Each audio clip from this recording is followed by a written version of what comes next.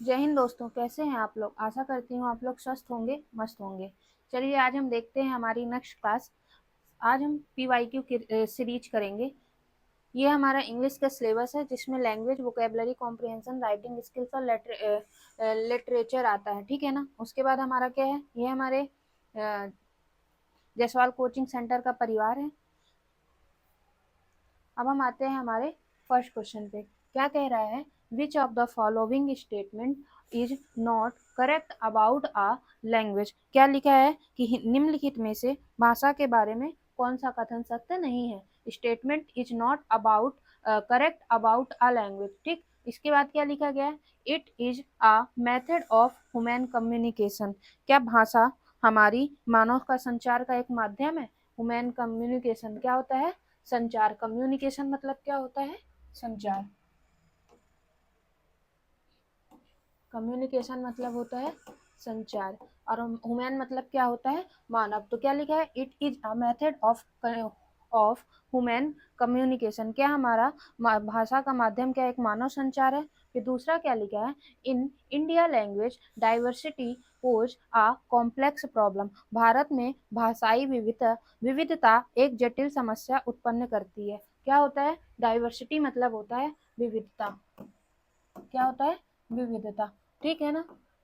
तो complex problem, क्या भारत में हमारी भाषा एक जटिल समस्या उत्पन्न करती है। तीसरा क्या कह रहा है, language not very important, use of gestures and symbol is more important. भाषा बहुत महत्वपूर्ण नहीं है, हाव भाव और प्रतीकों का प्रयोग अधिक महत्वपूर्ण है। इसमें क्या लिखा गया है कि हमारी भाषा जो है बहुत महत्वपूर्ण नहीं है। Use of gestures and symbol is more important. इसका मतलब है कि हमारे केवल हाव भाव ही होते हैं। तो आप लोग बताइए इसमें से कौन सा सही नहीं है।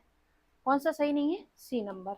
बाकी हमारे सारे सही है। भाषा हमारा मानव का संचार भी है, इंडियन डाइवर्सिटी की विविधता भी दर्शाता है, और ऑल ऑफ द गिवन होता है, ठीक है ना। अब दूसरा क्वेश्चन क्या कह रहा है हमारा, दूसरा क्वेश्चन हमारा कह रहा है, ये हमारा फिल इन द ब्लैंक्स का है। I am not accustomed dash being treated like this. क्या कह रहा है कि मुझे इस तरह व्यवहार किए जाने की आदत नहीं है। बताइए कैसे व्यवहार किए जाने की आदत नहीं है। अकस्टम मतलब होता है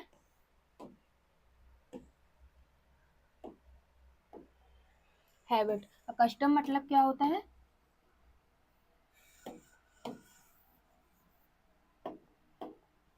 आदत। क्या होता है, आदत। क्या क्या, बीइंग ट्रीटेड मतलब क्या होता है, व्यवहार। क्या होता है, व्यवहार। पसंद नहीं है, तो आप लोग बताइए यहाँ पे कौन सा प्रीपोजिशन आएगा। टू आएगा, फॉर आएगा, ऑफ आएगा कि विद आएगा। कौन सा आएगा बताइए। टू मतलब क्या होता है, काके की। ऑफ मतलब भी काके की। फॉर मतलब होता है के लिए। और हमारा विद मतलब होता है क्या, साथ में। क्या मतलब होता है, साथ में। हमेशा याद रखना, अकस्टम के साथ हमेशा टू आता है। क्या आता है, हमेशा टू आता है। ये एक फिक्स प्रीपोजिशन है। क्या है, एक फिक्स प्रीपोजिशन है कि अकस्टम के साथ हमेशा क्या आता है, टू आता है, ठीक। अब हमारा तीसरा क्वेश्चन क्या कहता है, हमारा तीसरा क्वेश्चन क्या कहता है, यहाँ पे आपको बताना है।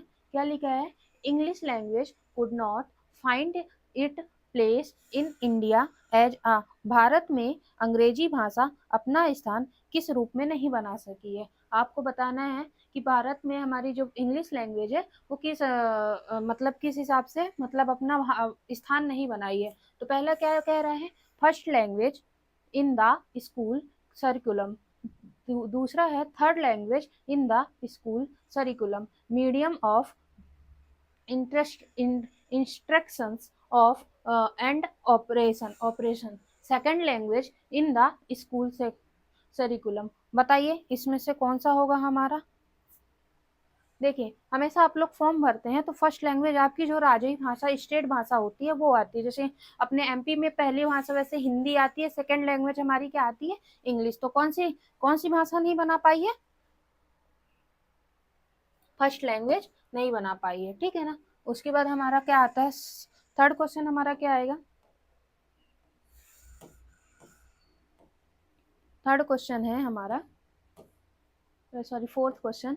फोर्थ क्वेश्चन क्या कह रहा है, फोर्थ क्वेश्चन क्या कह रहा है हमारा, which of the following is pre request to learning a language. आप लोग बताइए इसमें क्या कह रहा है, भाषा सीखने के लिए निम्नलिखित में से कौन सी चीज पूर्व आवश्यकता है। भाषा सबसे पहले सीखने के लिए हमको कौन सी चीज सबसे ज्यादा आवश्यकता होती है, सबसे पहले क्या, रीडिंग स्टोरी, नहीं रीडिंग स्टोरी नहीं होता है, क्या सबसे पहले क्या रीडिंग स्टोरी है। हम तुरंत ही भाषा सीखने के साथ ही पढ़ने लगते हैं, कहानियां पढ़ने लगते हैं, नहीं ऐसा कुछ नहीं होता। ग्रामर की नॉलेज जरूरी है, लेकिन अगर भाषा आएगी तो हम अपने आप ग्रामर की नॉलेज होने लगेगी। Knowledge of words and there meaning, knowledge मतलब शब्दों का ज्ञान भी हो जाएगा, शब्दों की अर्थ भी पता चल जाएगी। सबसे पहले किसी भी चीज को सीखने के लिए या किसी भी चीज को जानने के लिए हमारे अंदर क्या होना चाहिए, मोटिवेशन होना चाहिए। क्या होना चाहिए, सबसे पहले हमारे अंदर किसी भी चीज को सीखने के लिए क्या होना चाहिए, मोटिवेशन होना चाहिए। अब हम आते हैं अपने नेक्स्ट क्वेश्चन पे।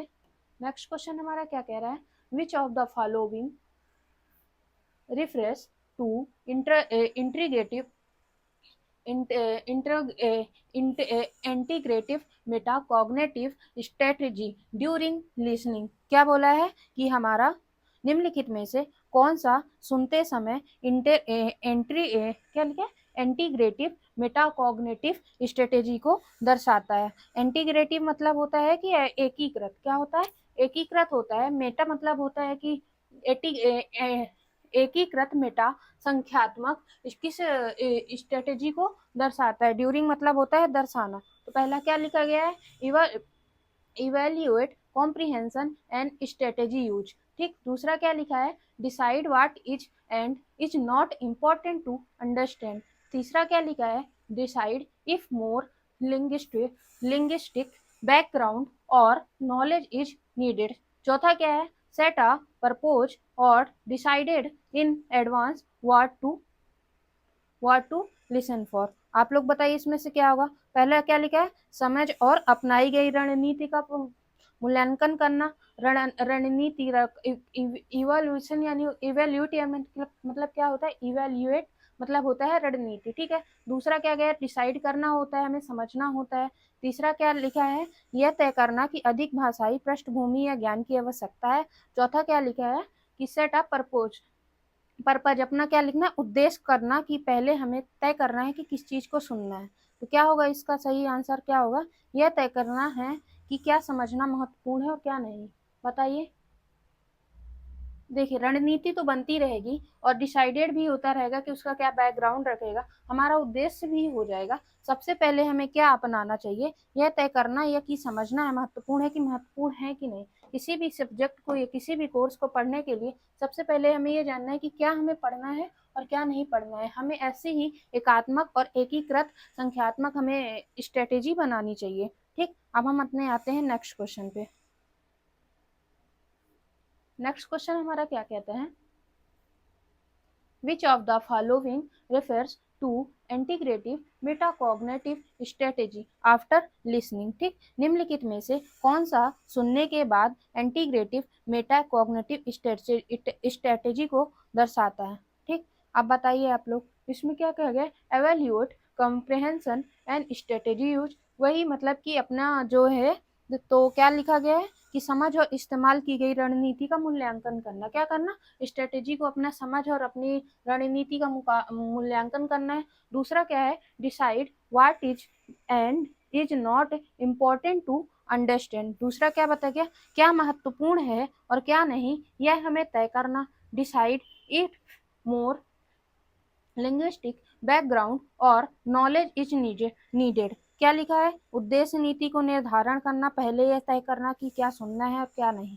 और फिर चौथा क्या लिखा है, सॉरी तीसरे में क्या बताया गया है, अधिक भाषाई का ज्ञान होना, कि मतलब हमें बहुत ज्यादा भाषा का ज्ञान होना चाहिए कि नहीं होना चाहिए। और चौथा क्या लिखा है, सेट अ पर्पस। ठीक है ना, तो इसमें क्या होगा, अगर हम किसी चीज को पढ़ लेते हैं उसके बाद हम जब सुन लेते हैं कोई भी चीज, तो उसके बाद हमें कौन सी नीति को अपनाना चाहिए, समझ तथा इस्तेमाल की। जैसे अब आपने कोई कविता ही सुनी, कुछ भी सुना, तो आप उसके बाद आप समझोगे कि इसके बाद क्या होगा, अब क्या इसको रिजल्ट देना चाहिए, क्या इसको कमेंट करना चाहिए। तो पहले कौन सी अपनी नीति अपनानी चाहिए, अपने समझ की। उसके बाद हमें अपने बताना चाहिए कि हमारा रिजल्ट की इसको कैसे हम क्या रिजल्ट देंगे।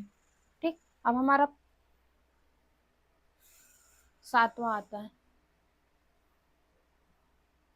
सातवां क्या कह रहा है, ओवर लर्निंग के बारे में। क्या बताया गया है, over learning is term which is use to describe which of the following. Over learning शब्द निम्नलिखित में से किस स्थिति को दर्शाता है, बताइए किस स्थिति को दर्शाता है। The practice that continues after a perfect recall has been made. पूर्ण स्मरण हो जाने के बाद भी अभ्यास जारी रखना, बताइए। बियॉन्ड, जो कि हमारा पूर्ण मतलब अभ्यास करना, प्रैक्टिस मतलब अभ्यास करना होता है, लर्निंग मतलब पूरा, इसमें ओवर लर्निंग ओवर मतलब होता है पूरी तरह से स्मरण हो जाना। The recruitment of a particular class और एज, ठीक है। उसके बाद हमारा दूसरा क्या कहा गया है, दूसरा कहा गया है the practice that continues after a perfect recall has been made. पूर्ण स्मरण हो जाने के बाद अभ्यास जारी रखना। Spending too much time on studies, पढ़ाई में बहुत अधिक समय बिताना। और चौथा क्या लिखा है, द प्रैक्टिस ऑफ ओवर, क्या लिखा है, over burdening the student with texts. क्या लिखा है कि अपने ऊपर विद्यार्थियों को बहुत अधिक कार्य दे देना या बहुत अधिक होमवर्क दे देना, ये भी सही है कि नहीं है, आप लोग बताओ इसमें से क्या होगा। मेरे हिसाब से तो इसमें होगा the practice of learning over and beyond the recruitment of a particular class और एज, किसी विशेष कक्षा आयु की आवश्यकता के अधिक सीखने का अभ्यास। आपकी क्लास, इसका क्या आंसर हो जाएगा कि आपकी क्लास अपनी आपकी एज के अनुसार पर्टिकुलर किसी भी चीज को सीखना और उसके हिसाब से अपना मतलब अभ्यास करना, यही हमारा क्या हो जाएगा, ओवर लर्निंग का होता है। कि आप किसी एज में, मान लो कोई बच्चा 7 से 8 साल का है और उस अपनी क्षमता से ज्यादा उससे सारी चीजें आती हैं, वही हमारी क्या कहलाती है, ओवर लर्निंग कहलाती है। अब अपना नेक्स्ट क्वेश्चन आता है, नेक्स्ट क्वेश्चन हमारा क्या कहलाता है, नेक्स्ट क्वेश्चन बताइए। If a teacher gives the meaning of difficult word in his student mother tongue, this is known as। क्या बोला गया है कि यदि शिक्षक कठिन शब्दों के अर्थ विद्यार्थियों की मातृभाषा में बताता है तो इसे क्या कहा जाता है, बताओ। अगर आपको कोई टीचर कोई भी ऐसा वर्ड्स है जो अपनी मतलब आपको समझ में नहीं आ रहा है तो वो उसकी मातृभाषा में बताता है, तो क्या क्या इसका आंसर क्या होगा, द बाइलिंगुअल मेथड। क्या ये बाइलिंगुअल मेथड है, कि दूसरी क्या हो जाएगी, द ग्रामर ट्रांसलेशन मेथड, व्याकरण अनुवाद विधि हो जाएगी। तीसरी क्या हो जाएगी, the reading method of doctor West, क्या डॉक्टर वेस्ट की पठन पठन विधि हो जाएगी। और चौथी क्या हो जाएगी, डायरेक्ट विधि। तो आप लोग बताइए, कोई भी चीज अगर मैं जैसे मैं इंग्लिश पढ़ाती हूँ तो मैं इंग्लिश भी बोलती हूँ, हिंदी भी बोलती हूँ, तो ये कौन सी भाषा हो जाएगी। इसी तरह आपको कोई टीचर अगर कोई चीज पढ़ाता है और अगर आपको समझ में नहीं आता है, वो आपकी मातृभाषा में पढ़ाता है और पुस्तक की भाषा में पढ़ाता है, तो वो चीज क्या कहलाती है, बाइलिंगुअल कहलाती है। क्या कहलाती है, बाइलिंगुअल कहलाती है। अब अपना नेक्स्ट क्वेश्चन आता है, नेक्स्ट क्वेश्चन हमारा क्या कह रहा है,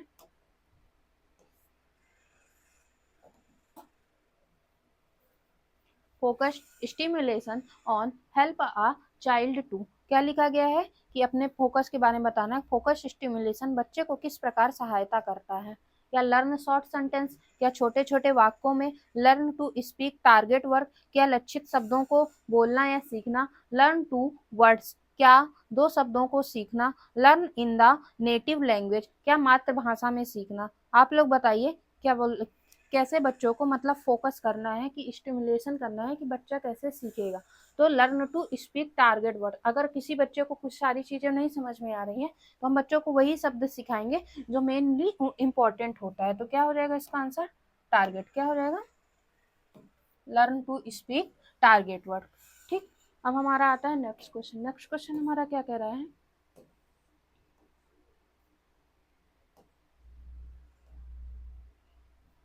next question, which of the following statement is false while adopting the grammar translation method to teach another language। आप लोग इसका बताइए क्या होगा आंसर। ग्रामर ट्रांसलेशन मेथड अपनाते समय निम्नलिखित में से कौन सा सेंटेंस गलत है। क्या बताया गया है, grammar is taught elaborately elaborately।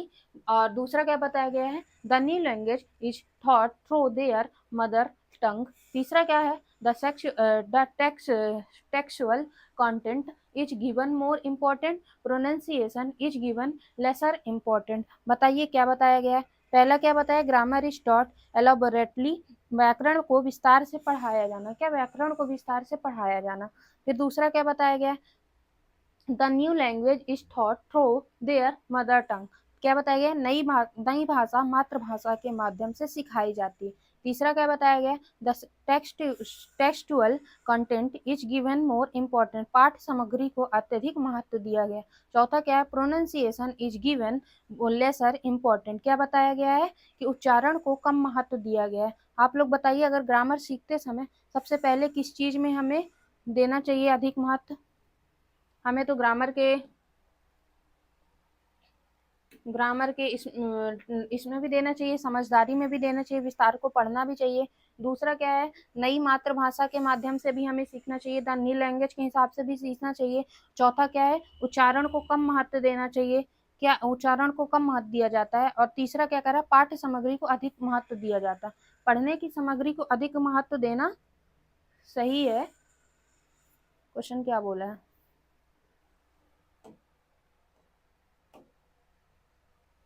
तो आप लोग बताइए कौन सा गलत है। पाठ्यक्रम को अधिक महत्व देना ये जरूरी नहीं है, हम किस सब्जेक्ट में किस चीज से पढ़ रहे हैं, हमें ग्रामर की सारी चीजें अपनानी चाहिए ना, ठीक है ना, विस्तार से ग्रामर को पढ़ाना चाहिए। और दूसरा क्या हमारा गया कि हमें न्यू लैंग्वेज के बारे में भी सीखना चाहिए, और उच्चारण को कम महत्व दीजिए, कम महत्व देने से भी सारी चीजें चल जाएंगी, ठीक है ना। तो यही हमारा तीसरा आंसर हो जाएगा। अब हमारा नेक्स्ट क्वेश्चन क्या बोलते हैं, अब आ गई हमारी अनसीन पैसेज, क्या आ गया हमारा अनसीन पैसेज। चलिए आप लोग को दिख रहा है,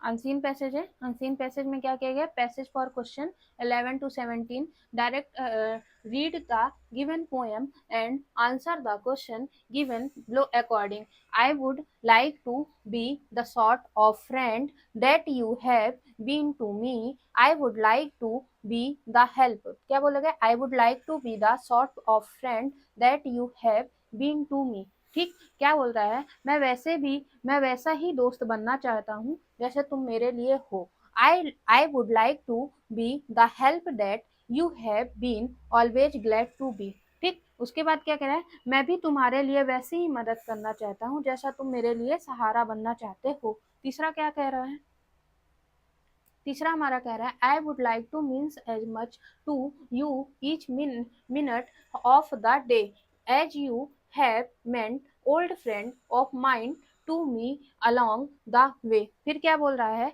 कि मैं चाहता हूँ कि एक दिन हर पल मैं तुम्हारे लिए उतना ही महत्वपूर्ण रहूं जितना तुम मेरे लिए हो, ठीक। चलिए पहले हम इसके क्वेश्चंस देख लेते हैं, उसके बाद हम पैसेज पढ़ पढ़ के हम उसके आंसर्स करेंगे।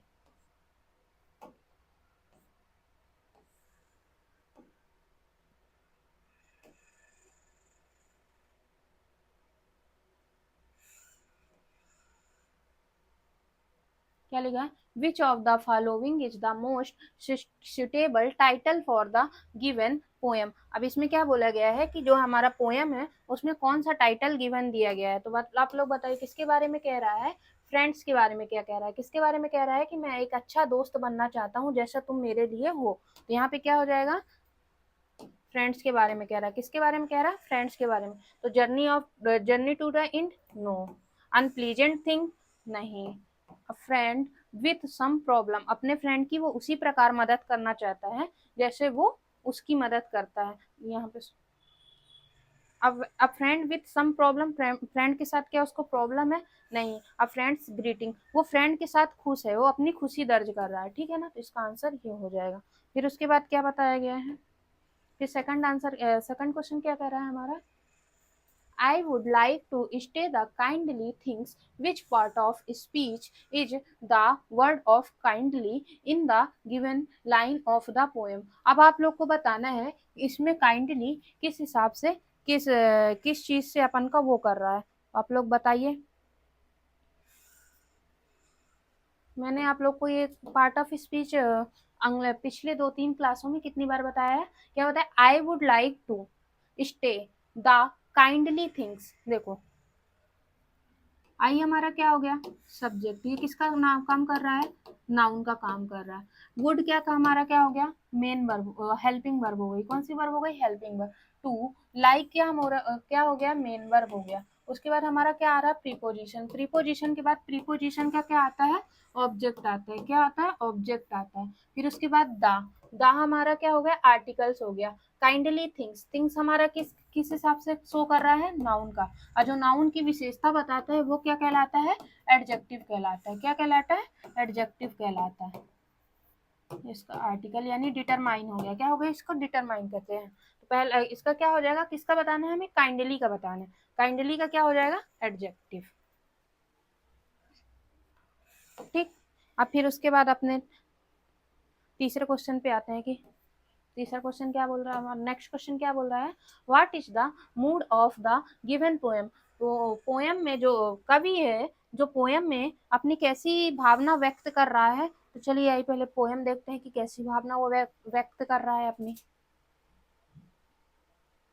I would like to be the sort of friend that you have been to me. I would like to be the help that you have been always glad to be. वो खुशी को दर्शा रहा है। क्या दर्शा रहा है, वो अपनी खुशी को दर्शा रहा है। Always glad to me, वो हमेशा खुश रहता है। I would I would like to mean much to you each minute of the day as you have meant old friend और माइन। अपने पुरानी दोस्ती को याद करके बोल रहा है कि जैसा तुमने मेरे साथ हेल्प की है, वही हेल्प मैं तुम्हारे साथ करना चाहता हूँ। I would like to do the big things and the splendid things for you, the brace the grey और out of your skies and leave them only blue.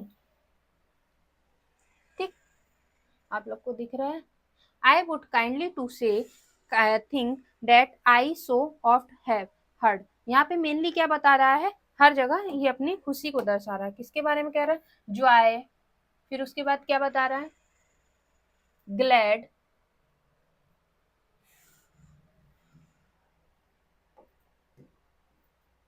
है ना, वो उसने खुशियों को बताया है। ग्लैड को, ग्लैड दर्शाया है। जॉय बोल रहा है, क्या बोल रहा है, जॉय है, ग्लैड है। यही सारी चीजें बता रहा है कि ये बहुत ज्यादा खुशी प्रदर्शित कर रहा है। ठीक, तो इसका आंसर क्या हो जाएगा,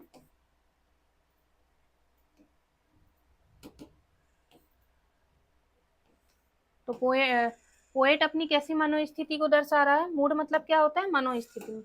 मूड मतलब क्या होता है, मनोस्थिति।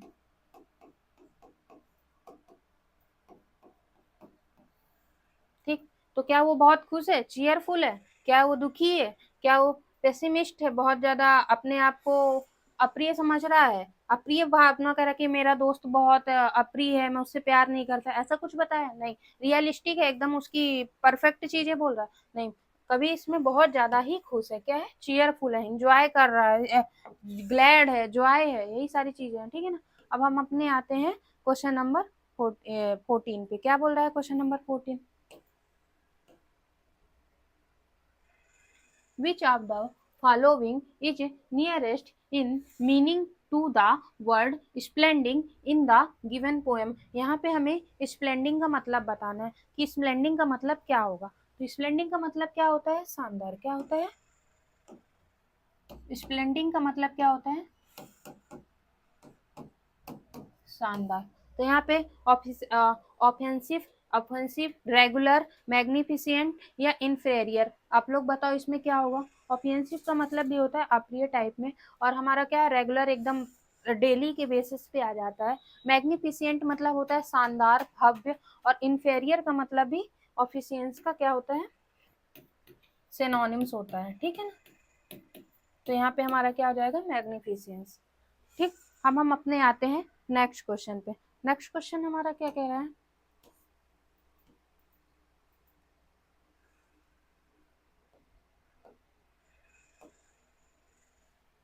which of the following is opposite in meaning to the word undoubted in the given poem। जो अनडाउटनेट है तो उसके बारे में बताना है कि इसका अपोजिट क्या होगा। आप लोग बताओ अनडाउटनेट मतलब क्या होता है। अनडाउटनेट मतलब होता है फियरफुल। क्या होता है, फियरफुल, भयभीत होता है। क्या होता है, भयभीत, भयभीत। ठीक, तो इसका होगा स्टेड फास्ट, दृढ़, गैलेंट, फियरफुल, करेज। तो बताइए करेजियस होगा मतलब बहुत अच्छा, फियरफुल डर, स्टेड फास्ट मतलब होता है दृढ़, ठीक है ना। इसका क्या हो जाएगा, क्या बताना है, ये सॉरी,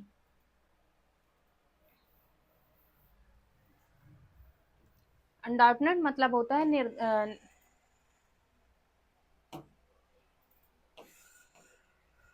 निडर, क्या होता है निडर। तो इसका आंसर क्या हो जाएगा, फियरफुल, भयभीत। उसके बाद हम आते हैं अपने नेक्स्ट क्वेश्चन पे। नेक्स्ट क्वेश्चन हमारा क्या कह रहा है, क्या बोल रहा है नेक्स्ट क्वेश्चन अपना, what does the words rose mean in the given poem. अपना रोज मतलब राइस का रोज होता है, जो वर्ब की फॉर्म है ये, तो इसमें अपना बताना है कि इसमें पोएम में क्या गिवन दिया गया है। रिक्वायरिंग सीक्रेट और mysterious knowledge, marked by care and persistent effort, flattery intended to persuade someone, make someone more active और एक्साइटेड। आप लोग बताओ इसमें क्या बताया गया है।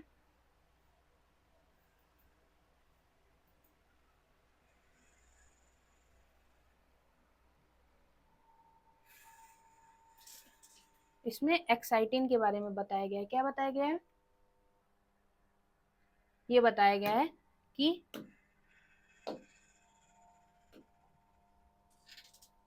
I feel